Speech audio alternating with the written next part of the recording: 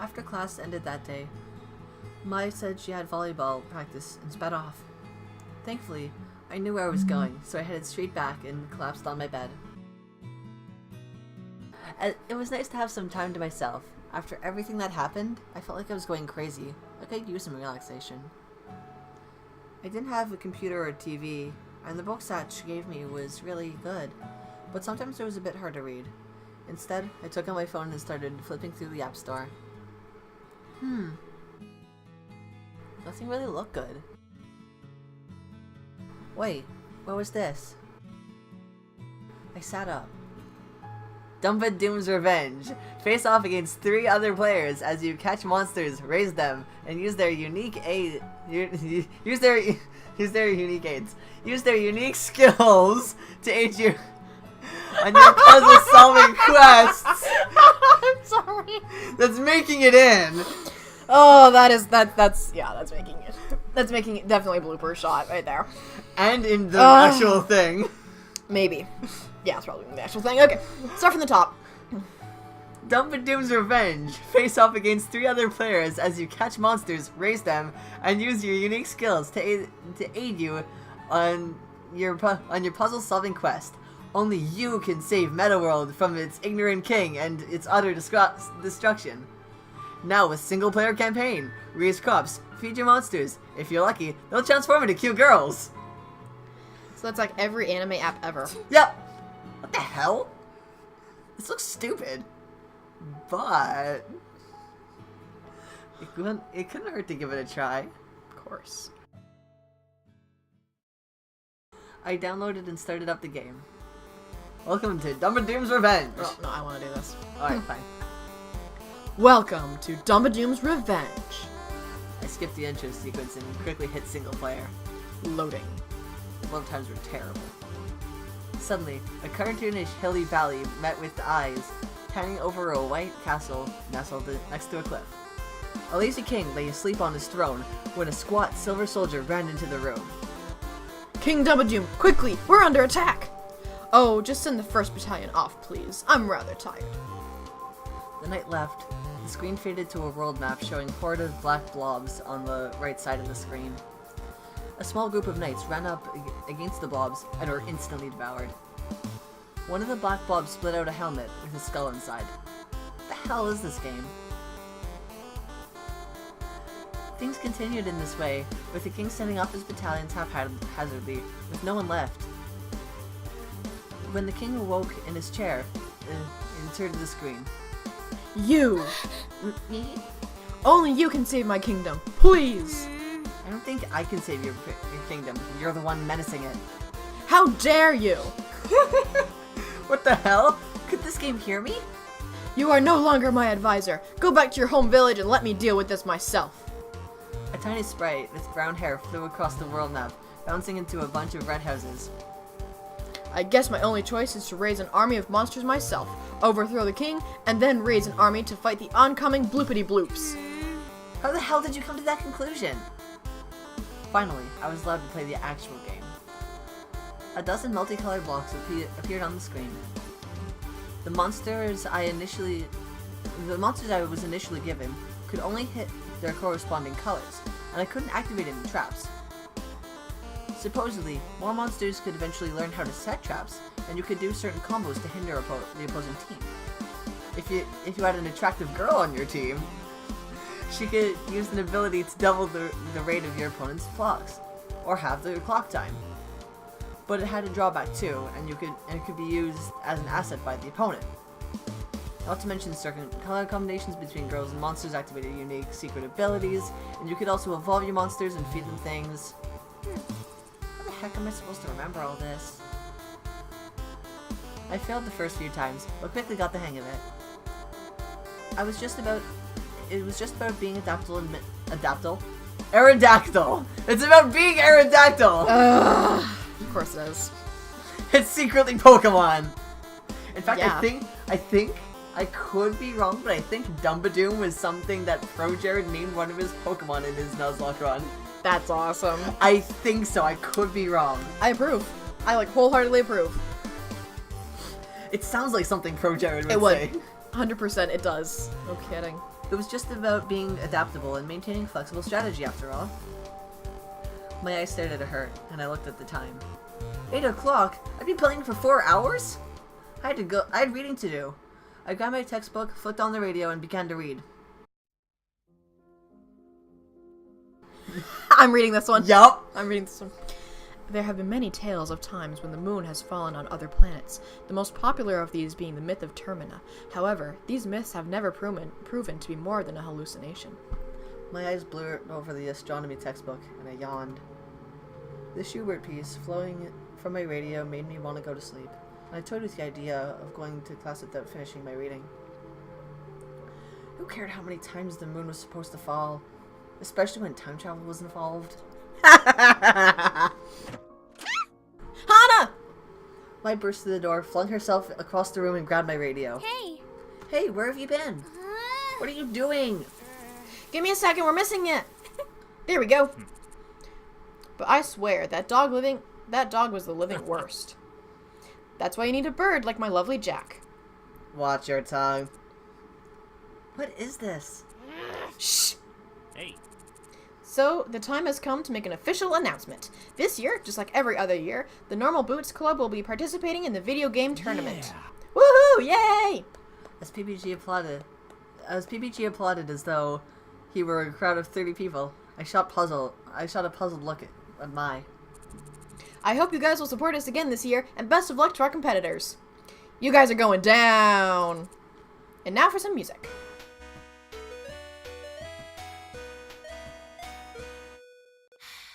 Mai turned down the music. Mai turned down the radio and sighed. Mm-hmm. Okay, what did you want? What was that? PB&J. It's the PBG and John's radio show. PB&J. Phoebe and Jeff. Alright. They have a radio show? What do they do it on? Oh, you know, they talk and stuff, and play music sometimes. Everyone at school listens to it. I'm so glad you brought your radio. I forgot mine at home.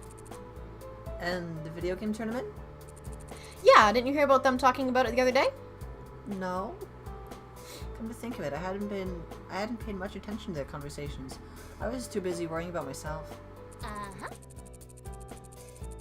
Every year they have a game tournament down at Higanbana Mall. Lots of people come to compete, but everyone knows the real fight is between the Normal Boots Club and the Hidden Block Club. Is that what they do? Video game tournaments? Yeah, that's why nobody's ever joined them since their inception. Wow. Well, I guess partly they're a group of friends who just happen to make a club together. But also, unless you're really talented, you just drag them down. Ouch. Not all of them are so harsh, but some of them, well... Mai glanced away, but I felt I knew who she was talking about. That's too bad. The conversation I had before with Jimmy and Caddy came to mind. Had they really hoped I was about joining Normal Boots? There was no way. I hadn't played a video game since I was a kid. My father gave me a 4DS when I left home, but it transcends time! My mind wanted me to do like one of those like film noir type voices, like the night before I left home for Asagao. She was a troubled dame. I know she was. She had legs for days. And a face that wouldn't quit.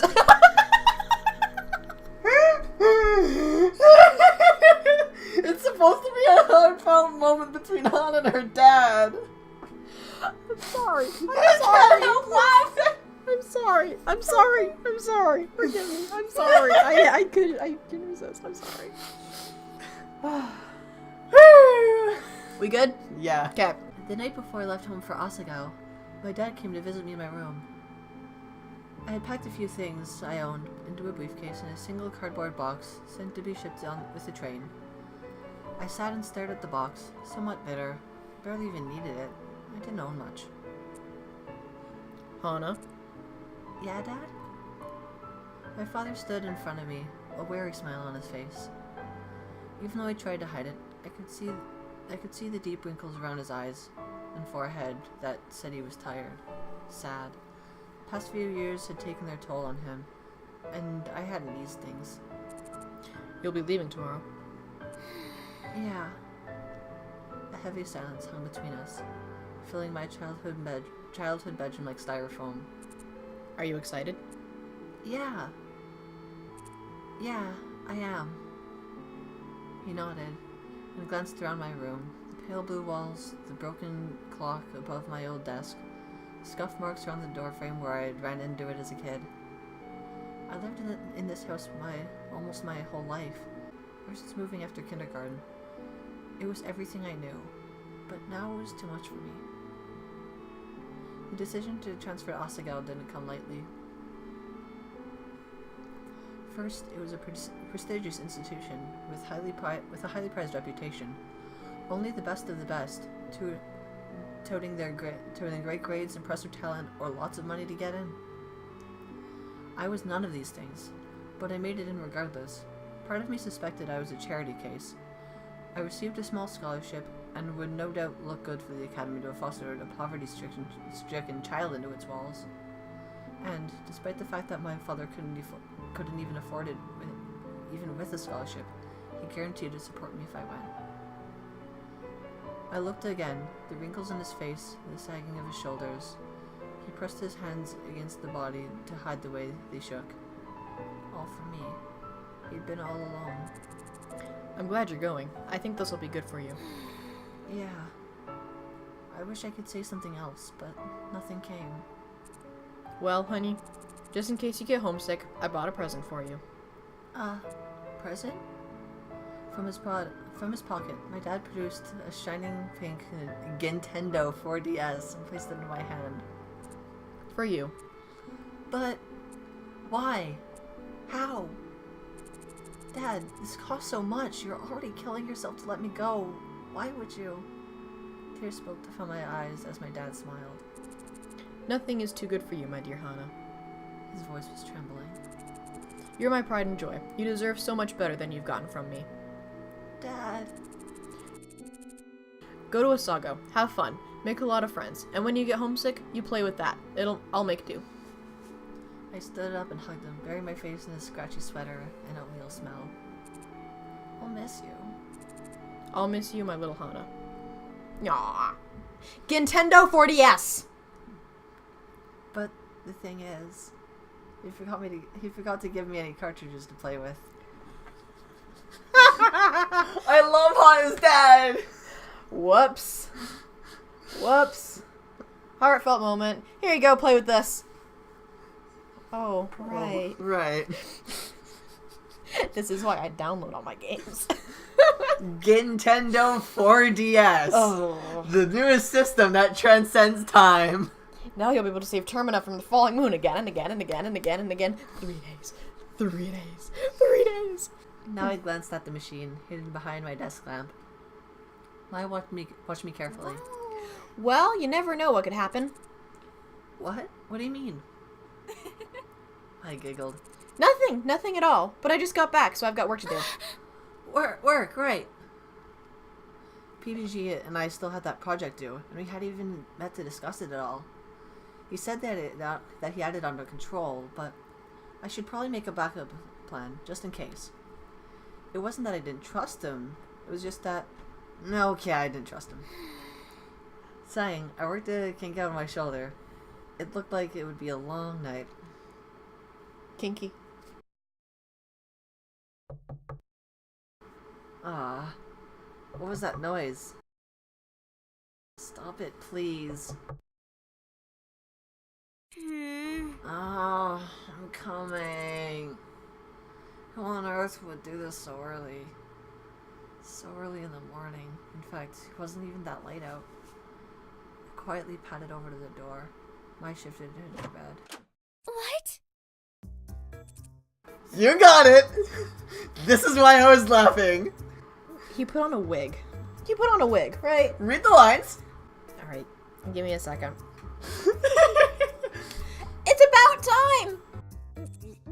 Ew. Oh, honey! She pushed past me and swept into the room, flipping the light switch on. Paul and Nick followed after him.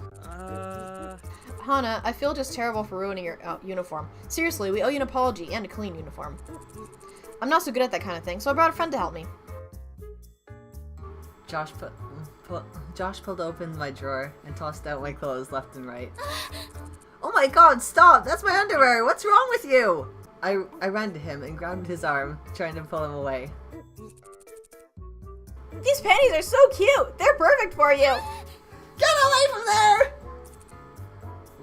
Where's your uniform? I ducked below Josh and pulled open a drawer, pulling out the sticky fabric. Here, take it! I threw it at Josh's face, but he caught it with ease.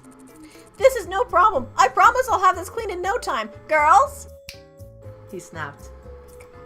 follow me. Paul, Nick, and Josh stepped from my room, but they didn't head towards the hall exit. Instead, they turned left, heading deeper into the dormitory. I didn't have a good feeling about this. I stepped into my slippers, ran into the hallway, just in time to see the door to the girls' bathroom close. Oh no. Ah! What are you doing in here? I sprinted to the bathroom door, but before I could get there, Paul and Nick slammed into the wall across the door. Men like you are the worst. Whoa! Whoa! No, this was all a misunderstanding, please. I'm sure it was. No, Mimi, it really was. Wait a second.